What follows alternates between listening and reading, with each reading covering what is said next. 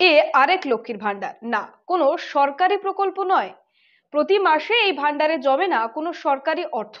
এই ভান্ডার ওদের একান্ত নিজস্ব। সুমনা, দীপশিকা, রেবেকা, আফসানাদের নিজে হাতে গড়া চিলড্রেন ব্যাংক। এমনই অভিনব প্রকল্প চালু করলেন দক্ষিণ চব্বিশ পরগনার বকুলতলা অবৈতনিক প্রাথমিক বিদ্যালয়ের প্রধান শিক্ষক নিখিল কুমার সামন্ত। দক্ষিণ চব্বিশ পরগনার মথুরাপুর 2 নম্বর ব্লকের বকুলতলা অবৈতনিক প্রাথমিক বিদ্যালয়ে অভিনব প্রকল্প চালু করলেন প্রধান শিক্ষক নিখিল কুমার সামন্ত। প্রকল্প চিলড্রেন ব্যাংক শুরুটা হয়েছিল 20 বছর আগে। আজ যারা প্রাক্তন তারা স্মরণ করলেন ঠিক বলতে পারবেন এই ব্যাংক তাদের সময় কতটা পাশে দাঁড়িয়েছিল। প্রাথমিক গণ্ডি পেরিয়ে হাই স্কুলে গেলেই বই কেনার ঝক্কি ঝামেলা ছিল, স্কুলের পোশাক কেনার তাগিদ, মাঠে ঘাটে কাজ করা বাবার হাতে অত পয়সা কোথায়। দুম করে 500-700 টাকার ধাক্কা সম্ভব নয়, একসাথে এত খরচ সামলানো। বাবা হয়তো বলে বসবেন, থাক পড়াশোনা করে লাভ নেই, টাকা দিতে পারবো না। কিন্তু নেছড়বান্দা ছেলে মেয়ে সেটা শুনবে কেন? পয়সার গরম দেখিয়ে সে বলে উঠবে, চিন্তা কিসের বাবা, টাকা যদি আমি দিই তাহলে পড়াবে তো? তুই কোথায় পাবি?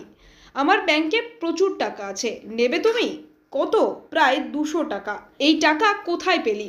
তারপর তো ইতিহাস। বাবা তো জানেই না যে স্কুলের চিলড্রেন ব্যাংকে টিফিনের পয়সা জমিয়ে আজ সে 200 টাকার মালিক। অসময়ে বাবার পাশে দাঁড়িয়ে নিজের লেখাপড়া চালিয়ে গিয়েছিল অনেকেই। শুধু তাই নয়, একদিন ছুটতে ছুটতে রূপালী চলে গিয়েছিল হেড স্যারের বাড়িতে। টাকার ভীষণ দরকার, মা হাসপাতালে। ছুটির দিন স্যারের বাড়িতে গিয়ে টাকা নিয়ে এসে যখন বাবার হাতে তুলে দিলেন রূপালী, তখন কেউ বিশ্বাস করতে পারেননি যে এমন অঘটন ঘটাবে সে। একরত্তি মেয়ে মায়ের জন্য তার সঞ্চয়ের সবটুকু টাকা বাবার হাতে তুলে দিয়েছিলেন এমন করেই। এরকম নানান টুকরো ঘটনার কথা মনে পড়ে। সারা বছরে যে সবচেয়ে বেশি টাকা জমাতো তাকে সরস্বতী পুজোর সাংস্কৃতিক অনুষ্ঠানে সম্বর্ধনা দেওয়া হতো। সর্বোচ্চ সঞ্চয়কারীকে দেওয়া হতো বিশাল এক থার্মোকলের চেক, যেমনটাই সচিন সৌরভ খেলার মাঠে পেয়ে থাকেন। অ্যাকচুয়াল শুরু করেছিলাম প্রায় 20 বছর আগে।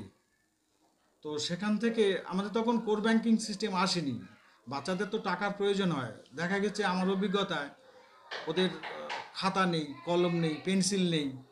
তো নেই রাজত্বে তখন ভাবলাম ওরা তো অনেক কিছু খায়, খাবার দাবার টিফিন খায় বাইরের ছোট ছোট দোকান থেকে। তো সেই টাকা থেকে যদি কিছু পয়সা ওরা যদি নিজেরা জমাতে পারে তো তো মন্দ নয় ব্যাপারটা। সেখান থেকে শুরু হয়েছিল ব্যাপারটা।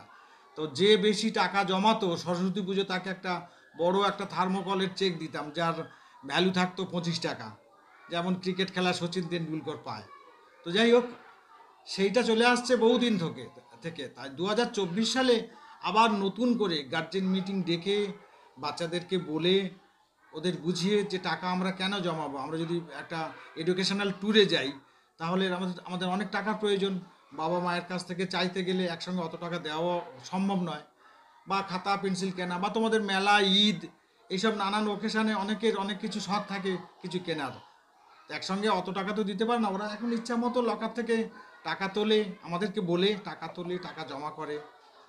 তাতেই দেখা যাচ্ছে ওরা বেশ স্বাবলম্বী, মানে অর্থনৈতিকভাবে স্বাধীন এখন যেন মনে হয়। ওদের কোনো সমস্যাই নেই যে পেন্সিল নেই, সঙ্গে সঙ্গে এখান থেকে পেন্সিল কিনে নিল চিপ রেটে। খাতা নেই, খাতা নিয়ে নিল। রাবার, কাটার, বইয়ের মলাট, সব কিছু এখান থেকে পেয়ে যাচ্ছে।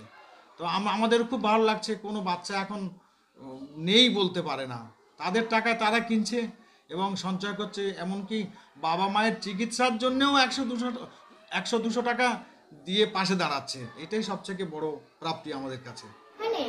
এখানে আমরা ভান্ডারে প্রতি যখন মা বাবারা যখন টাকা দেয় খাওয়ার জন্য, আমরা তখন কিছু খাই, কিছু রেখে দিই ভান্ডারে। আচ্ছা, এখানে টাকা অনেক দিন থেকে জমাচ্ছ তোমরা? হ্যাঁ। ক টাকা করে তবু এখানে হচ্ছে? তাও আমি তো প্রায় 5 টাকা 10 টাকা করে ফেলি প্রতিদিনই। কখন করে ফেলো?